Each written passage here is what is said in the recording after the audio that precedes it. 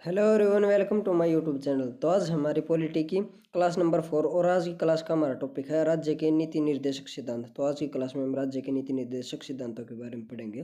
तो चलिए शुरू करते हैं। राज्य के नीति निर्देशक सिद्धांत। नीति निर्देशक सिद्धांतों का वर्णन संविधान के भाग 4 में अनुच्छेद 36 से लेकर 51 तक है। इनकी प्रेरणा आयरलैंड से ली गई है। तो नीति निर्देशक सिद्धांतों की प्रेरणा कौन से देश से ली गई है? आयरलैंड से। नीति निर्देशक तत्व वाद योग्य या न्याय योग्य नहीं है, अर्थात इनको लेकर न्यायालय में नहीं जा सकता, यानी कि इनका न होने पर हम कोर्ट में इनको चैलेंज नहीं कर सकते। उसके बाद है लोक कल्याणकारी राज्य की विचारधारा नीति निर्देशक तत्वों में पाए जाते हैं। मोस्ट इंपोर्टेंट पॉइंट है भाई, पेपर में कई बार पूछा गया है यो पॉइंट की लोक कल्याणकारी राज्य की विचारधारा कहाँ पर पाई जाती है? तो इसका आंसर है नीति निर्देशक तत्वों में। उसके बाद है केटी शाह के अनुसार नीति निर्देशक तत्व ऐसा चेक है जो बैंक की सुविधा अनुसार अदा किया जाता है। और अंबेडकर ने नीति निर्देशक तत्वों को संविधान की अनोखी विशेषता कहा है। तो संविधान की अनोखी विशेषता किसे कहा जाता है? नीति निर्देशक तत्वों या नीति निर्देशक सिद्धांतों को। और किसने कहा? ये डॉक्टर भीमराव अंबेडकर के द्वारा इन्हें संविधान की अनोखी विशेषता कहा गया है। उसके बाद है अनुच्छेद नंबर 36, यानी कि जो इनका वर्णन था नीति निर्देशक तत्वों का, अनुच्छेद 36 से 51 तक है। तो सबसे पहले अनुच्छेद 36 है। अनुच्छेद 36 में क्या बताया गया है? राज्य की परिभाषा। जैसे कि अनुच्छेद 12 में भी था राज्य की परिभाषा, लेकिन यहाँ पर राज्य की परिभाषा से मतलब है कानून बनाने वाली संस्थाएं, जैसे हमारी संसद, केंद्र सरकार, राज्य विधानमंडल और राज्य की सरकारें। उसके बाद अनुच्छेद 37, नीति निर्देशक तत्वों का हनन होने पर न्यायालय नहीं जाया जा सकता। इसका वर्णन संविधान के अनुच्छेद 37 में है, यानी कि यह वाद या न्याय योग्य नहीं है। उसके बाद अनुच्छेद 38, राज्य लोक कल्याण की वृद्धि के लिए कार्य करेगा। इसमें सामाजिक, आर्थिक और राजनीतिक न्याय सम्मिलित है। नेक्स्ट अनुच्छेद 39 सब क्लोज क, इसमें बताया गया है समान न्याय और निःशुल्क विधिक सहायता, यानी कि समान न्याय मिलेगा सभी को और निःशुल्क विधिक सहायता प्रदान की जाएगी और समान कार्य के लिए समान वेतन की व्यवस्था इसी में की गई है, अनुच्छेद 39 क में। उसके बाद अनुच्छेद 39 सब क्लोज है सार्वजनिक धन का स्वामित्व एवं नियंत्रण इस प्रकार करना चाहिए ताकि सार्वजनिक हित का सर्वोत्तम साधन बन सके, यानी कि जो सार्वजनिक धन है उसको इस प्रकार से नियंत्रित करें और उसका स्वामित्व ऐसे करें जिससे जो सार्वजनिक हित है, यानी कि सबका, आम जनमानस और जो भी चीज़ है सबका, वो सर्वोत्तम हित का साधन बन सके। और उसके बाद अनुच्छेद 39 सब क्लोज के में है धन का समान वितरण। अनुच्छेद 40 में ग्राम पंचायतों का गठन। ग्राम पंचायतों के गठन के संबंध में प्रावधान कहाँ पर दिया गया? संविधान में, अनुच्छेद 40 में। उसके बाद है अनुच्छेद 41, इसमें कुछ दशाओं में काम, शिक्षा और लोक सहायता पाने का अधिकार दिया गया है।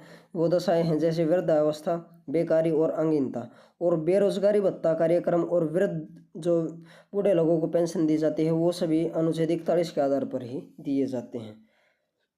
उसके बाद अनुच्छेद 42, काम की न्याय संगत और मानवोचित दशा तथा प्रसूति सहायता का उपबंध, यानी कि मैटरनिटी रिलीफ है, यानी कि जो महिला प्रेग्नेंट होती हैं उनके लिए छुट्टियों का प्रावधान और सहायता का प्रावधान, हेल्प का प्रावधान और न्याय संगत और मानवोचित, यानी कि अच्छा इन्वायरमेंट प्रदान कराना, अच्छे से काम को सुपरवाइज करना। तो इसका सभी का वर्णन अनुच्छेद 42 में है। उसके बाद अनुच्छेद 43, कर्मकारों के लिए निर्वाचन मजदूरी और कुटीर उद्योगों का प्रोत्साहन। उद्योगों के प्रबंधन में श्रमिकों को भाग लेने का अधिकार का जो वर्णन है वो इसी में दिया गया है, अनुच्छेद 43 में।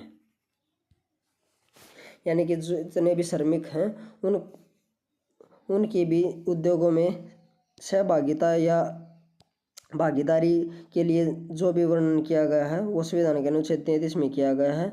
और इसी के बाद अनुच्छेद 43 सब क्लोज है, इसमें सहकारिता समितियों की स्थापना का वर्णन किया गया है 97वें संविधान संशोधन 2011 के अनुसार।